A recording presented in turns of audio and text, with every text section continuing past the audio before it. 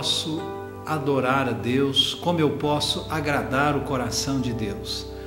O tema do nosso programa de hoje é a adoração que agrada o coração de Deus. Eu quero compartilhar com você, na abertura do nosso programa hoje, um versículo bíblico maravilhoso que está no Evangelho de Lucas, capítulo 4, verso 7 e verso 8, que eu queria que você visse aí comigo na sua tela. Diz assim: portanto, se prostrado me adorares, toda será tua.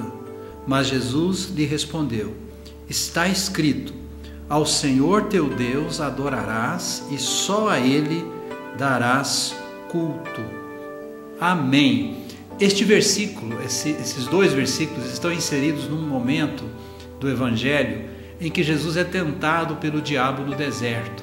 E o diabo faz propostas para Jesus. Uma das propostas é a proposta de dar a Jesus toda a glória do mundo se Jesus prostrado o adorasse. Mas Jesus disse: está escrito, somente ao Senhor teu Deus adorarás. Amém.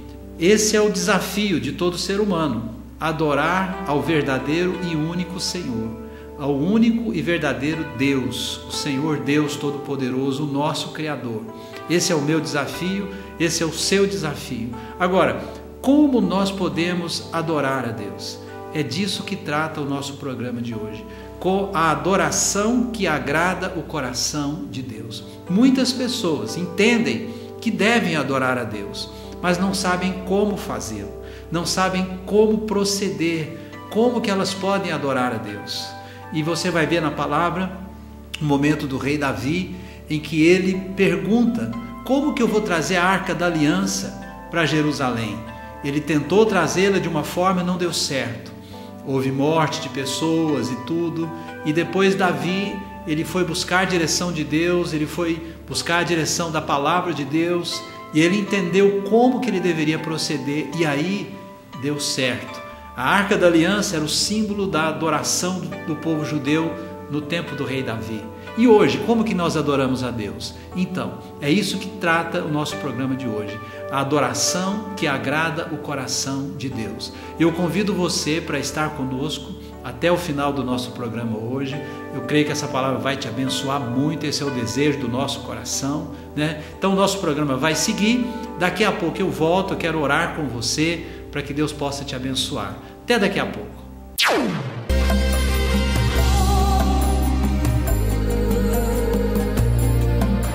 Primeiramente eu quero agradecer. Eu nasci no Evangelho e eu desde pequena, minha família toda é evangélica e nós somos conhecedores da palavra de Deus, mas teve um certo momento que eu acabei desviando. Aí eu conheci meu marido. Hoje a gente não é casado, mas nós somos amigados. Mas nas mãos de Deus, Deus abençoou, nós temos um filho lindo. E nós lutando, sempre morando de aluguel, e nós dois orando e pedindo a Deus para que nós conseguíssemos uma casa. A gente conseguiu a casa que veio da prefeitura, graças a Deus a gente conseguiu vender. A gente pensou, se for da vontade de Deus, em nome de Jesus a gente vai conseguir uma casa boa, vai conseguir um carro. Então, nessa etapa a gente foi passando por dificuldades, por problemas, famílias criticando, falando: vocês não vão conseguir, pra quê ir na igreja, pra quê? Vocês estão crentes demais, vocês estão indo demais, pra quê esse fanatismo? Mas sempre eu e meu marido firme na presença de Deus, e Deus presenteou nós com uma casa linda, abençoada, e as coisas foi andando tão rápido que eu estava num emprego, de repente meu marido falou bem assim: não, vou comprar. O rapaz que era o dono da casa, ele chegou e falou bem assim: eu vou vender a minha casa, vou vender o meu carro e a minha linha completa de provolone, Giaroli. Só que a gente ficou um pouco surpreso pelo fato de ele ter feito essa proposta pra gente por um preço que ninguém faz. E eu falei bem assim: amor, seja da vontade de Deus, vamos orar, vamos jejuar, vamos vigiar. E graças a Deus deu tudo certo. Hoje eu sou uma microempresária, Deus abençoa a casa nossa, a gente temos um carro e sou empresária de mandioca embalada a vácuo. graças a Deus temos uma família linda e com certeza não de estar na Sara Nossa Terra, mas tudo começou a nossa vida melhorando aqui na igreja.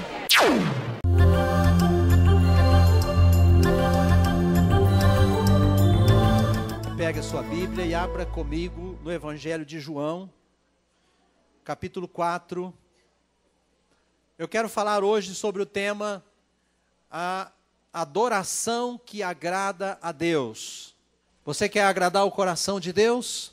Você precisa aprender a adorá-lo da maneira correta, da forma correta. E eu quero iniciar com você, Evangelho de João, capítulo 4, algo que Jesus diz aqui sobre a adoração. Versículo 24, João 4, 24.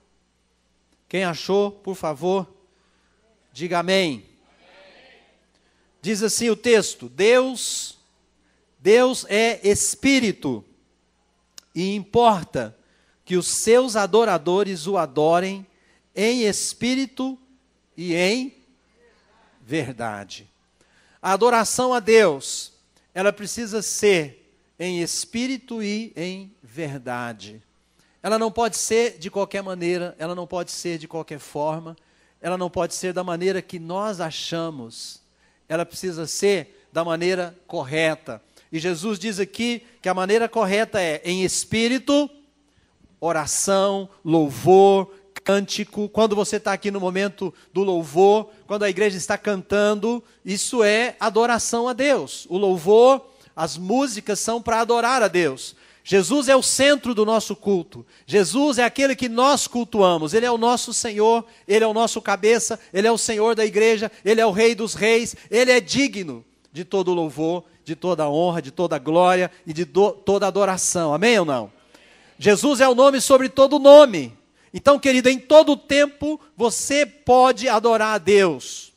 Em todo tempo, clamando pelo nome dEle, levantando a sua voz, exaltando, dando graças ao nome do Senhor Jesus, agradecendo, orando, louvando. Muito bem.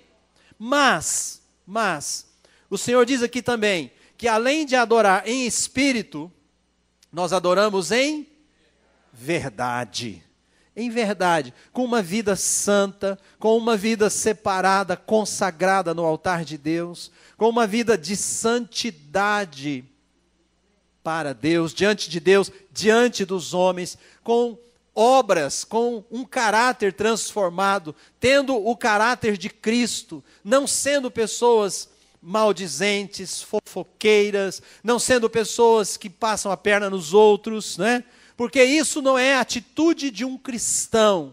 Amém, queridos? Então as nossas atitudes, as nossas palavras, as nossas obras, elas declaram se nós somos de fato adoradores do Senhor ou não. Mas eu quero trazer para você aqui uma história do Velho Testamento, do tempo do rei Davi. Abra comigo em 1 Crônicas, no capítulo 13.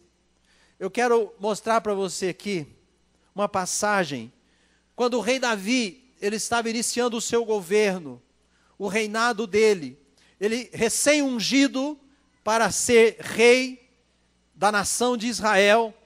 Davi, ele se dispõe a trazer para Jerusalém a arca da aliança do Senhor, a arca da presença de Deus. Eles adoravam ao Senhor no Velho Testamento com a arca. No tempo de Moisés, a arca habitava na tenda de Moisés. Mas no tempo de Davi, ele trouxe a arca para Jerusalém. E eu quero que você veja aqui, no capítulo 13 de 1 Crônicas, eu quero falar com você a adoração que agrada a Deus. Davi, ele intentou trazer a arca para Jerusalém. E ele elaborou o projeto e ele pôs esse projeto na prática. Por quê? Porque a arca simbolizava a presença de Deus. E ele então foi trazer a arca para Jerusalém. E eu quero que você veja no capítulo 13, o verso 5 até o 8. Diz assim: reuniu, pois, Davi a todo Israel, desde Sior, do Egito, até a entrada de Amate, para trazer a arca de Deus de Kiriat Jearim. Presta atenção, querido, esse texto aqui diz que ele reuniu toda a nação de Israel, desde Sió até do Egito, até a entrada de Amate. Era muita gente, era uma multidão. Verso 6. Então Davi, com todo Israel, subiu a Baalá, isto é, Kiriat Jearim, que está em Judá, para subir dali a arca de Deus, diante da qual é invocado o nome do Senhor, que se assenta acima dos querubins. Puseram a arca de Deus num carro novo e a levaram da casa de Abinadab, e Uzá e Aiô guiavam o carro. Davi e todo Israel alegravam-se perante Deus com todo o seu empenho, em cânticos, com harpas, com alaúdes, com tamboris, com símbolos e com trombetas. Vou continuar aqui, vou até o 10. Quando chegaram à eira de Quidom, estendeu Uzá a mão, a arca, para a segurar, porque os bois tropeçaram. Então a ira do Senhor se acendeu contra Uzá, e o feriu, por ter estendido a mão à arca, e morreu ali perante Deus.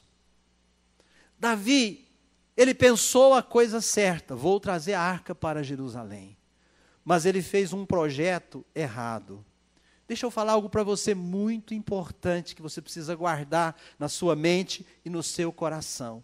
As coisas certas devem ser feitas de modo certo, ou falharão.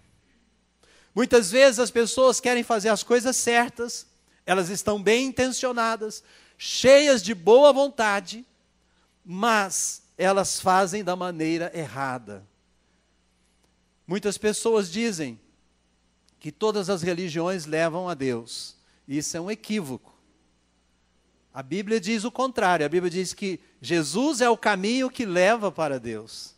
Mas muitas pessoas acreditam que são as religiões. Existe a boa religião, mas existem as más religiões, e são muitas, igreja. Muitas, muitas, muitas. Então, as coisas certas, grava isso, devem ser feitas do modo certo. Amém? Escreve isso aí para você não esquecer. Veja bem, a Arca da Aliança, o símbolo da adoração da nação de Israel, deveria ser trazida a Jerusalém. Esse era o desejo do coração do rei Davi. Por que Davi queria levar a arca para Jerusalém? Para lembrar aquela nação qual era o seu verdadeiro fundamento, que era Deus. Para que aquela nação nunca esquecesse que Deus era o Senhor deles. Eles tinham uma história. Abraão foi o homem que Deus chamou de Ur dos Caldeus para começar aquela nação. Agora, o que nós vemos aqui na iniciativa de Davi? Uma boa iniciativa. Mas neste caso, houve uma falha. E foi algo triste. Por quê? Foi triste e marcante, porque uma pessoa morreu. Uma pessoa que estava ali levando aquela arca. Ela morreu, ela faleceu. E aquela arca não foi levada para Jerusalém. Ela foi levada para a casa de uma outra pessoa chamada Obed-Edom. Volta os seus olhos, eu quero te mostrar algumas coisas no texto importantes. No verso 5, que foi o primeiro que eu li, fala que essa arca estava na cidade de Kiriat Jearim. Ela ficou 20 anos nessa cidade. Saul não se importou com aquela arca. Saul governou durante 40 anos, ele precedeu Davi. Ele foi o primeiro rei da nação de Israel. E ele não se importou que a arca ficasse 20 anos naquela cidade de Kiriat Jearim. Saul não se importou com aquilo. Davi, quando assume o governo da nação, é a primeira coisa que ele quer fazer. Ele quer trazer a arca para a cidade de Jerusalém. 20 anos ficou ali. Sabia que a negligência para com a arca, naquele tempo, ela significava, simbolizava a negligência da nação para com o próprio Deus. Por quê? Porque a arca era o símbolo da presença de Deus. E o rei Saul negligenciou isso.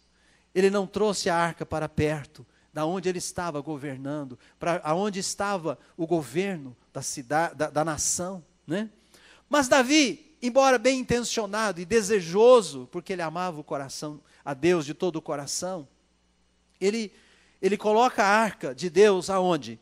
Num carro de bois, num carro novo, e eles estavam levando aquela arca, e aqui diz que tinha 2 homens guiando aquele carro, um chamado Uzá e o outro chamado Aiô.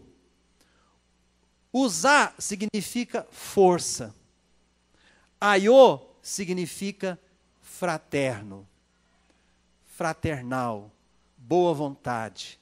Veja bem, força e boa vontade. Davi estava tentando trazer a arca da aliança do Deus Todo-Poderoso para perto de si, para abençoar a nação e estabelecer o verdadeiro culto daquela nação, a verdadeira adoração daquela nação. Mas ele colocou num carro de boi, ele trouxe na força, ele trouxe na boa vontade, cheio de boa vontade. E ele errou nisso. Isso foi um erro que Davi cometeu. E o resultado disso foi o caos. O resultado disso foi lamentação. Aquilo que era para ser bom se tornou algo ruim. E eu quero dizer também para você, querido, cuidado para você não negligenciar o culto a Deus. Nós vimos lá em João 4:24, precisamos adorar de que maneira? Em espírito e em verdade. Quando nós queremos adorar a Deus, nós precisamos adorar a Deus de acordo com a Bíblia, a palavra de Deus, de acordo com os princípios e de acordo com os valores. Nós precisamos adorar a Deus na sua casa. O primeiro lugar que a gente adora a Deus é na casa dele, junto com os demais irmãos. Precisamos valorizar os demais irmãos, precisamos valorizar o corpo de Cristo, a igreja do Senhor. Olha para quem está aí perto de você. Não precisa olhar de rabo de olho, não. Olha assim, vira o rosto e olha mesmo, né? Tem gente que só dá uma olhadinha de rabo de olho assim. Esse irmão ou essa irmã que está do seu lado é alguém precioso, é alguém querido, é um irmão querido por quem Deus morreu, por quem Jesus pagou um preço muito alto pela vida dessa pessoa que está aí do seu lado, amém ou não? Deus pagou um preço pela vida de cada um que está aqui dentro. Por isso, nós precisamos valorizar, estarmos juntos.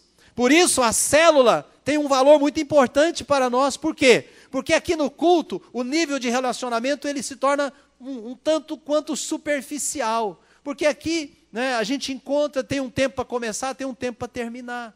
Mas, numa célula, é menos pessoas. E ali, a gente pode trocar mais ideias, a gente pode conhecer o irmão, a gente pode até descobrir qual é o time que ele torce. Né? Às vezes a gente não vai gostar muito do time que ele torce, mas nós não vamos deixar de amar o irmão por causa disso, vamos? Não vamos, a gente vai amar ele, apesar dele torcer para aquele time que ele torce. Mas o mais importante não é qual time que nós torcemos. O mais importante é que nós servimos ao mesmo Deus, que é o Senhor Jesus, nosso amado Senhor, que pagou um alto preço pela nossa vida. Amém, querido?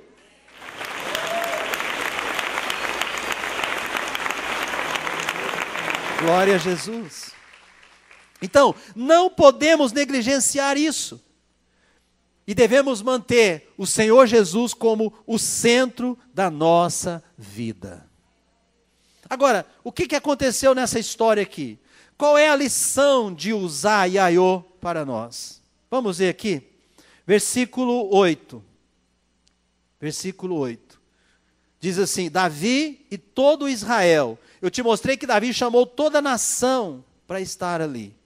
Davi e todo Israel alegravam-se perante Deus, com todo o seu empenho, em cânticos, com harpas, com alaúdes, com tamboris, com símbolos e com trombetas. Preste atenção, igreja, ali estavam as multidões estavam ali para adorar o Senhor.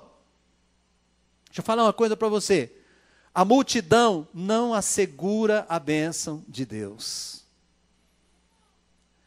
multidão não é igual à bênção de Deus. Deus não se sente obrigado a abençoar só porque tem ali uma multidão reunida.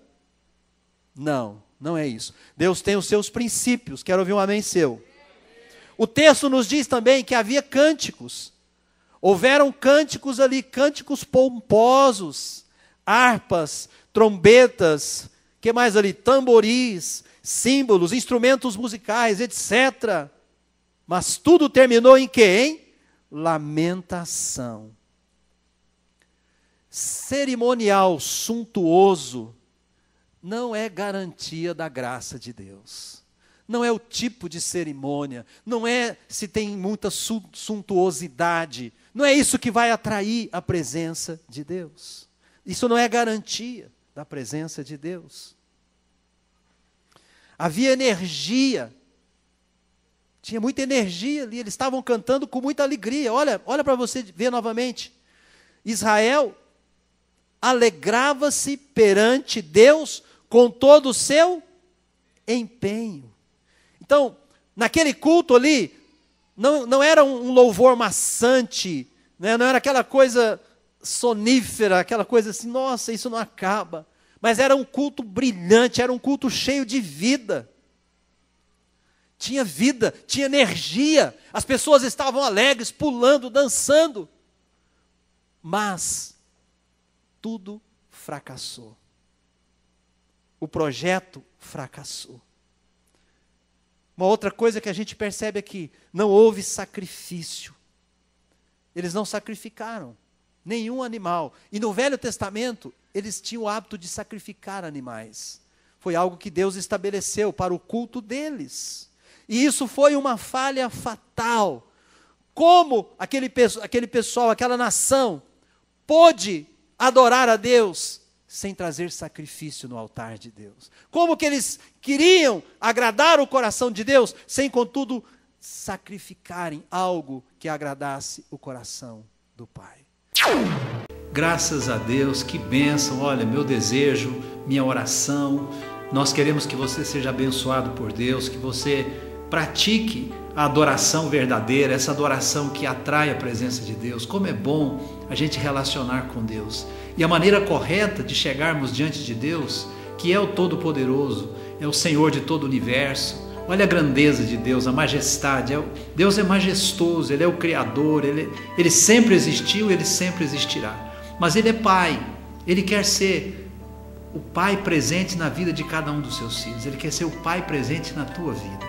Mas, mesmo assim, a maneira correta de chegarmos diante de Deus está aqui na palavra de Deus. A adoração verdadeira, adorando a Deus em espírito e em verdade, né, o que nós vimos no programa de hoje. E eu quero que você aprenda esse caminho, porque esse caminho é o caminho da bênção, é o caminho da gente chegar diante de Deus e ser recebido e ser abençoado por Ele. Eu quero viver esse caminho todos os dias, e eu quero isso para você também. Mas nesse momento agora, eu quero chamar você para o nosso momento do milagre, o nosso momento da oração. O momento da oração é o momento que a gente liga a nossa vida a Deus. Através da oração, nós nos conectamos com Deus. Então eu quero chamar você agora para o momento de oração. Coloque a sua vida no altar de Deus, coloque a sua necessidade. O que você quer que Deus faça na sua vida? O que você precisa que Ele faça por você? Peça para Ele agora, peça com fé, em nome de Jesus. Eu vou orar, nós vamos crer juntos, né, pelo milagre de Deus na sua vida. Vamos orar? É momento de oração.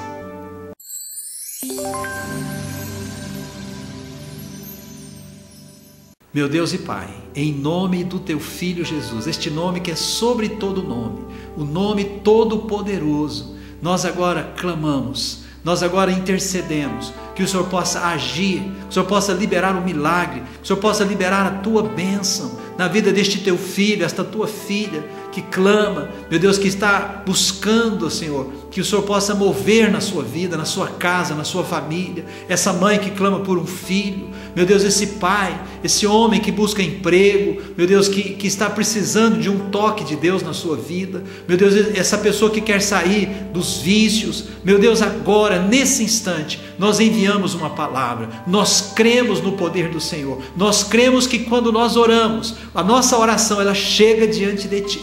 Por isso eu te peço, ouve o clamor dessa pessoa, ouve este clamor, Senhor, e ordena a resposta, ordena que o teu anjo envie a resposta, e nós desde já agradecemos a Ti, em nome de Jesus, amém e amém. Meu querido, minha querida, você que orou, creia, né, tenha fé no seu coração, receba esse milagre por fé, e ele vai se manifestar na sua vida, eu tenho certeza disso.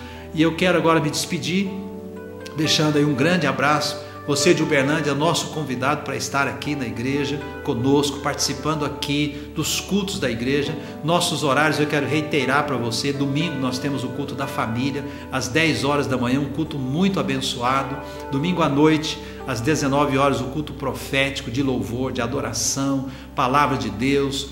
Terça-feira 19h30 nosso culto de quebra de maldições, uma bênção. Quinta-feira o culto da conexão, também 19h30, um culto maravilhoso. E aos sábados nós temos o culto do Arena, que é o culto jovem da Sara Nossa Terra, uma bênção. Nós temos aqui centenas de jovens louvando a Deus, recebendo de Deus, sendo transformado pelo poder de Deus. Então está aí à disposição de todos aqueles de Uberlândia, de você, meu querido, que habita aqui em Uberlândia, você de todo o Brasil, um grande abraço. Você pode procurar a Sara Nossa Terra mais perto de você e na sua cidade, ou uma igreja evangélica que ama a Deus, que prega a palavra de Deus, congregar ali e Deus vai abençoar você. Um grande abraço, fique com Deus e até o nosso próximo programa, se Deus quiser.